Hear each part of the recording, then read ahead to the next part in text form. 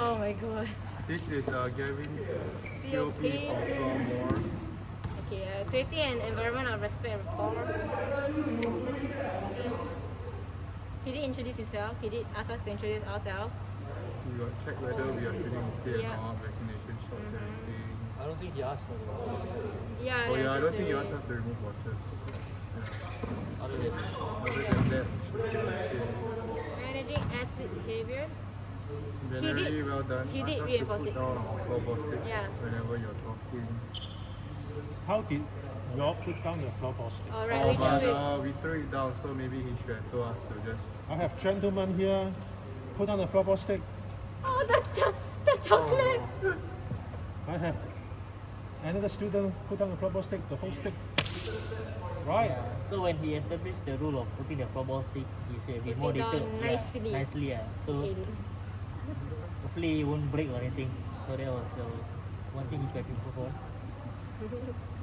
And then behavior in the sense that he was when we were a bit noisy, he told us to listen to him and he projected his voice more clearly so that we listened to what he was saying. So like he didn't want us to monkey around, so he said listen to me. Like that. Yeah. He made himself. He Known. asserted. Yeah, Yeah. he asserted a certain sense of leadership. Not dominance, lah. But yeah, I think overall good, excellent, most excellent. Yeah. Okay. Managing training routines and organizing resources and physical space for learning safety. I think he made good use of the playing field. The court was big enough for us to have a proper 2v2 game.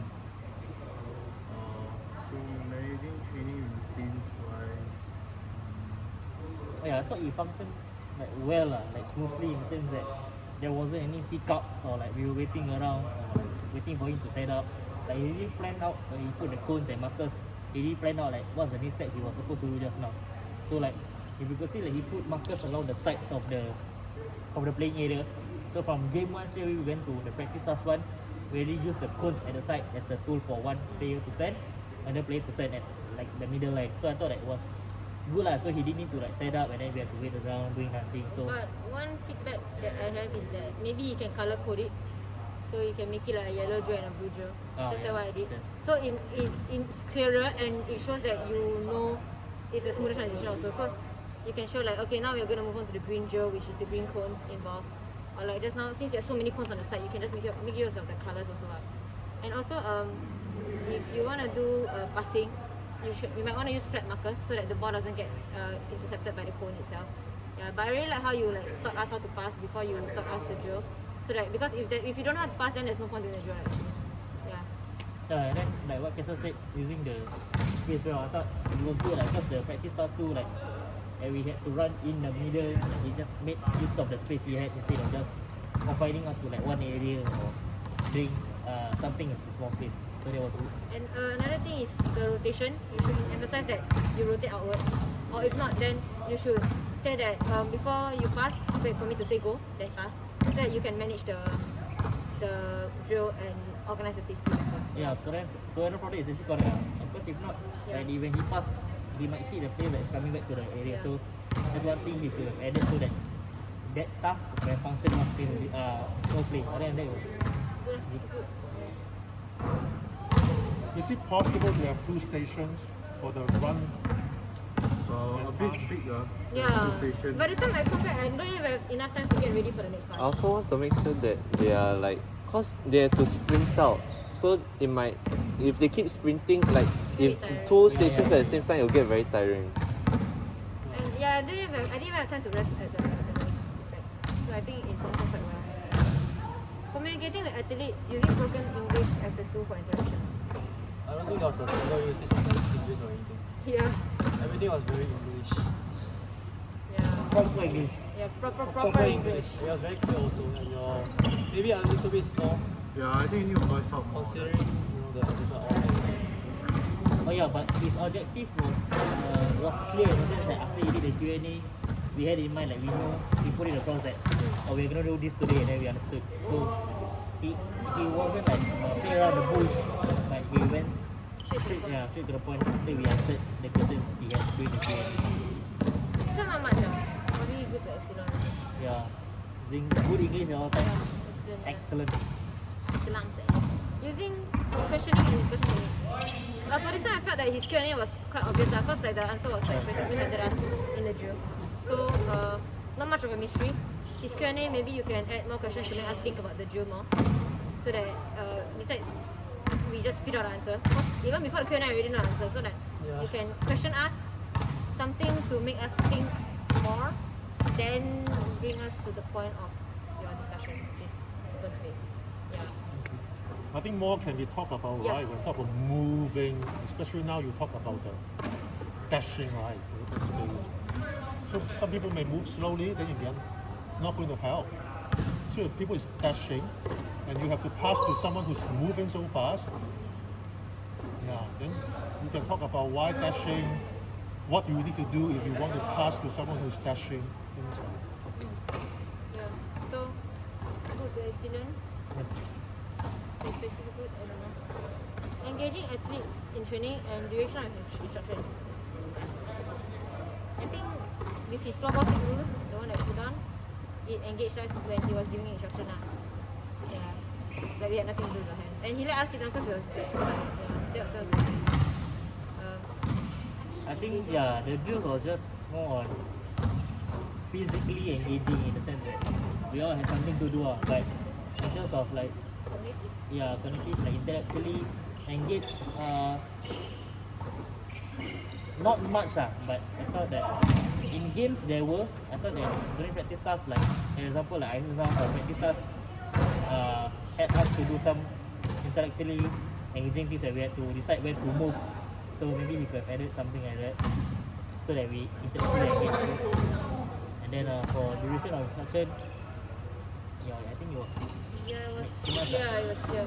I think to engage the athletes more and like when I say add the cognitive part, you can actually make the drill two-sided.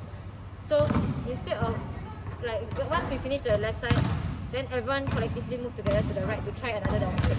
Yeah. So it will make us think of how we have to go the stick, how we have to pass. So yeah. In terms of engaging athletes, just now ISIS and Su's team, they scoring too many points already. So like me and Kenji kind of like give up getting like don't play. You need to know fast. So one thing you can do is maybe switch up the teams. So like we will still have the fields to play, you know. Or you can give us a handicap or something like that. Yeah. So good point. Can explore if time allows. The dashing, it can be two sides. Then the one who make the pass right, we will have the inter-trial variation, whether left or right, depending on the ball receiver. But I think fundamentally I have a question. Your lesson focus and objective is about passing. Passing and to a moving to open target. space. Huh? Moving to open space and receiving a pass or passing also, yeah. We need to be very clear. I think this one was making space, right? If you are moving to open space, then the technical problem is maintaining possession. Yeah. The tactical decision, lesson focus, lesson objective, you can move to open space to support the ball holder. Or you are talking about passing the ball, maintain possession, pass the ball to a moving target. So the first one is the off the ball movement. It's about the ball receiver. The second one is about on the ball skills and also technical, also decision making, but it's the one with the floor ball. So earlier you mentioned it seems to be you are covering both items, the ball receiver and the ball holder. So is that what you want, or? No, it's because the main point is Making as yourself the feel person runs up, it's Yeah. like imaginary a defender is also chasing behind them but slowly. So that's why they don't have to run first for that first small one. But then once they burst, it's like to lose the defender. So they're already moving to the open space. Yeah. Then so we first drill was just passing. Then second drill is to reinforce the passing so that once they move to open space they can receive. Uh-huh. So it's just to make sure that the pass is accurate. Rather than Understood. I know it can be a bit like weird I hear you. So ultimately, you want to focus on what do you want the moving learners to learn? open space. Move to open space. Yeah. Freeing yourself. Not so much lah. about passing. Not so much about passing is the in order to fundamentals lah. yeah, fundamentals, like the basics of it, so that can at least keep the possession. So I asked because early on you want them to do some passes, right? So I didn't hear any coaching cue then. Then the profile may be, oh, you think that they know how to pass. That one is just to like brush up, warm up. Yeah.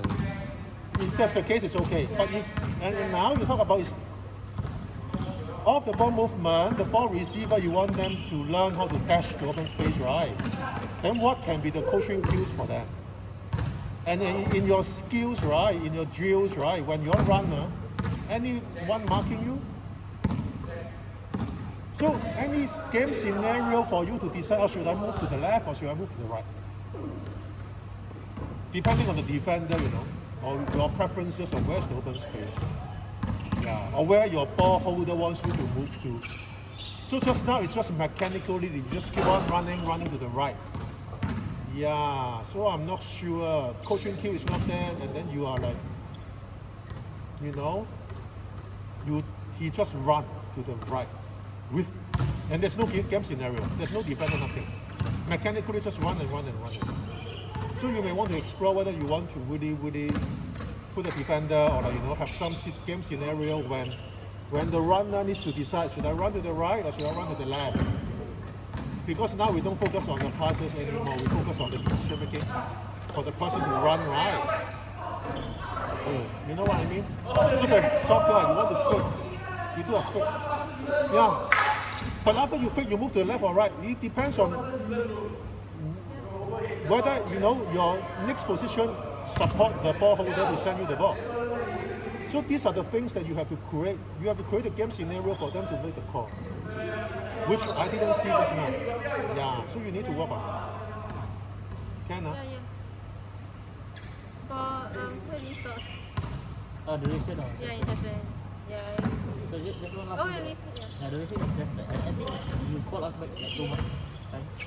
Maybe like, Maybe you can just freeze. Yeah. Let us stay there. because that's kind of good. Yeah. He said that Kevin was good. But like Mr. Ross said, to give the key coaching points for passing. If you wanna say that since we're beginners and we don't really know how to pass, or want to teach us how to pass, you have to give us key coaching points instead of letting us warm up our passes. Yeah, then the major thing, flexibility and focus. I thought he was responsible enough to us to make certain adjustments progressively during the practice starts. But the I like how you added the two cones. yeah, but the only thing I thought for that thing is the problem is that like, as a pair, right, one person might be better than the other. So like to add that cone in, the other person that is not doing too well might have a hard time. The distance was a bit too small. Even that's like for a highly skilled. Yeah. I mean, the thing that was only he made it through one time. The cone need to be a bit more spaced out. But then that was good. And also flexibility. For flexibility, I think like what he said just now, somebody said about the changing teams, so that it's a bit better for us to stay engaged and motivated. To More play the better. game. Even better. Yes. Okay, that's all. Yes, sir. Good job, Gavin.